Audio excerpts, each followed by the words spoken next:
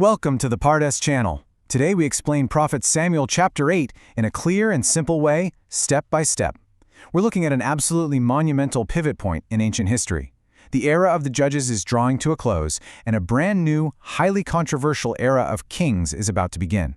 This chapter is the ultimate flashpoint, capturing the exact moment the people demand a massive shift in leadership that will forever change the course of their society. So what actually happens when a whole nation demands to just be like everyone else, literally regardless of the cost? Well, let's dive into this fascinating question, which sits at the very heart of the political and spiritual tension in today's explainer. For centuries, the people have been operating under the era of the judges. This meant they had a remarkable amount of localized freedom, relying directly on divine intervention and occasional raised-up leaders during times of crisis. But the landscape is shifting. We're going to explore exactly what pushes the people to the brink of abandoning that freedom for a centralized monarchy, and the terrifying consequences they're warned about right before they make their choice.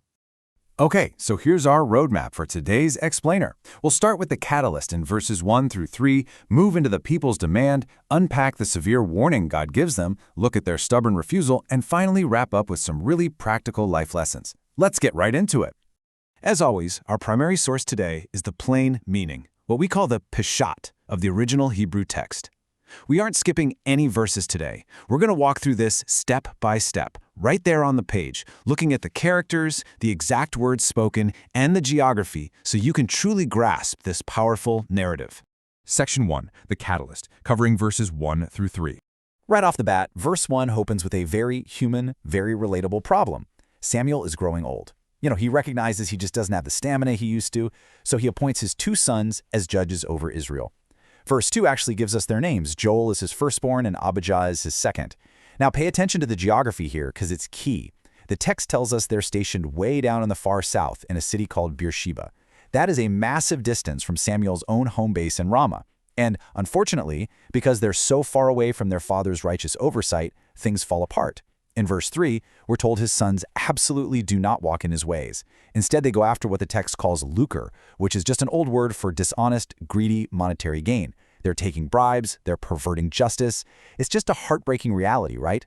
Samuel has lived this incredibly dedicated, righteous life, but his sons completely cave to the corrupting nature of power, exploiting the exact people they were supposed to protect. Moving right along to Section 2, the demand, which covers verses 4 through 9. So this local corruption way down in Beersheba, it naturally triggers a massive national response. In verse 4, all the elders of Israel actually gather themselves together and travel all the way to Samuel's hometown of Ramah to confront him directly. And in verse 5, they just lay it out. They say, look, you are old and your sons do not walk in your ways. And hey, that's just a factual statement of the problem. They hit the nail on the head. But then comes their proposed solution. They say, now make us a king to judge us like all the nations. And right there, that phrase, like all the nations, that is the absolute turning point of this whole chapter. You see, they aren't just asking for a new judge who won't take bribes. They want to fundamentally alter their entire society. They want to completely shed their unique, divinely led identity and just adopt the centralized monarchy structures of all the pagan nations around them. Basically, they just want to fit in. Now, verse 6 tells us that this demand greatly displeased Samuel. And if you read the Hebrew text, it really implies a deep, profound personal hurt. I mean, imagine being Samuel. After a literal lifetime of faithful service, he feels entirely rejected and just cast aside by the people he's poured his life into. So in his distress, he does what he always does. He prays to the Lord. You can just feel the emotional weight on this aging prophet. But then in verse 7, God steps in and completely reframes the whole situation. He offers this incredibly striking perspective. God tells Samuel, listen to the voice of the people and all that they say to you. For they have not rejected you, but they have rejected me, that I should not be king over them. It's like God is comforting Samuel, saying, hey, this isn't actually about your leadership. It's a spiritual rejection. The people are literally rejecting God's direct, invisible kingship because they want a visible human figurehead instead. God actually goes on in verse 8 to explain that this isn't even a new thing. It's just the latest event in a very long historical pattern. He says that ever since he brought them out of Egypt, rescuing them from total bondage, they have continually forsaken him to serve other gods. It's just human nature repeating itself. They're just doing to Samuel what they have literally always done to God. So in verse 9, God gives Samuel his instructions, and man, they are weighty. He tells Samuel to go ahead and listen to them, but with one massive condition. He must earnestly and solemnly warn them first. God is basically insisting on informed consent.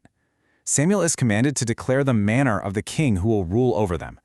He has to lay out exactly what a human monarchy is going to cost them before they sign on the dotted line. And that brings us to section 3, the warning, covering verses 10 through 18. So Samuel goes back to the people, and in verses 11 through 16, he paints this absolutely terrifying picture of total societal subjugation. And if you look closely at the Hebrew text here, there's this repetitive, aggressive verb used over and over. The king will take. First, he's going to take your sons. He'll conscript them to run before his chariots and make his weapons of war. They aren't going to be your children anymore. They'll be state property. Next, he'll take your daughters. He'll draft them to be perfumers, cooks, and bakers in the royal kitchens, just pulling these young women right out of their families.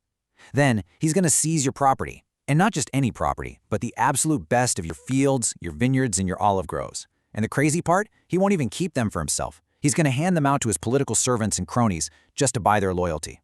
And finally, he'll take your best servants, your strongest young men, and your livestock, putting them all to work for his own massive estate. Samuel is warning them that a human king will slowly and systematically strip away their family, their prime land, and their foundational freedoms. But wait, it gets worse. The burden doesn't stop with just forced labor and seized land. Verses 15 and 17 detail the heavy, inescapable taxation that comes with a permanent monarchy.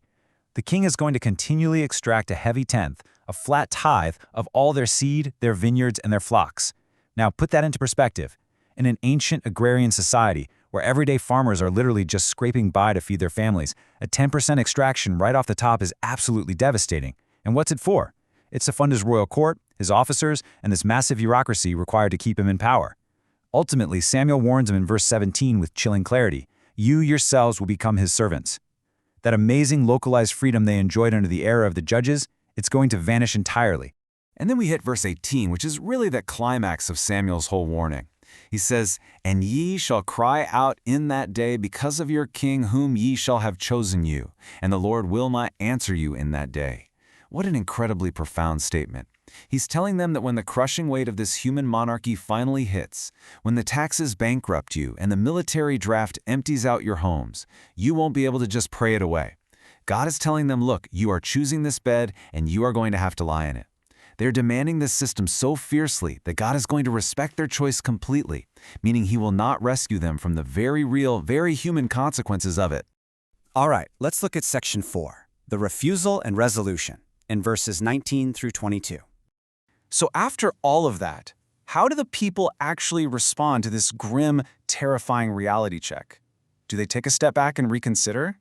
Incredibly, no. Verse 19 tells us that they stubbornly refuse to listen to the voice of Samuel. Think about that. They just heard this horrifying list of warnings: losing their kids, losing their best lands, crushing taxes, and the promise that God will literally ignore their future cries for help. And yet their response is, "Nay, but there shall be a king over us." It is just a profound display of willful blindness. They are so consumed by this overwhelming desire to fit in, to just look like everybody else, that all logic and reason completely go out the window. Verse 20 really perfectly summarizes their psychology here, breaking it down into 3 distinct demands. First, they say they want to be like all the other nations. Conformity is their absolute driving force here. Second, they want a king to judge them. And third, and this is perhaps the most revealing part, they want a king to go out before us and fight our battles. You see, they are essentially exhausted by the burden of freedom. Relying on God for defense requires faith, it requires morality, it requires personal responsibility, and honestly, that's hard work. So they willingly choose to trade their unique divine protection and their personal freedom for the illusion of safety. They just want a human figurehead who will do all their fighting and all their thinking for them. In verse 21, Samuel hears all their stubborn words, and the text says he rehearses them directly in the ears of the Lord. The solemnity of this moment is just incredibly heavy. And then in verse 22, God simply says to Samuel, "Hearken unto their voice and make them a king." It's a moment of chilling finality.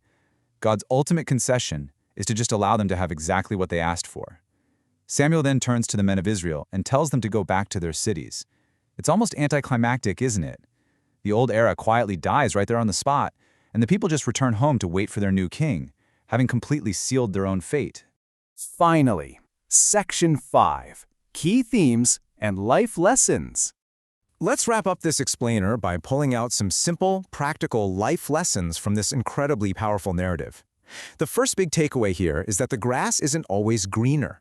Now, the Israelites had a real, genuine problem, right? Samuel's sons were corrupt. That was a fact. But their solution was entirely flawed. They assumed that a human king would just magically fix the corruption of the local judges, completely failing to realize that a monarchy would institutionalize a far heavier, permanent burden on their entire society. Think about how relatable this is for us today. How often do we encounter a temporary frustration, maybe in a relationship, a job, or an organization, and we try to solve it by making a massive, permanent, irreversible change? And often, that overcorrection actually costs us significantly more in the long run than the original problem ever did. This chapter also brilliantly illustrates how ancient texts warn us about human nature on a massive scale. Just look at the danger of peer pressure here. It is definitely not just something teenagers deal with. Entire nations can fall victim to it. That obsessive need to be like all the nations drove the Israelites to literally throw away their unique identity.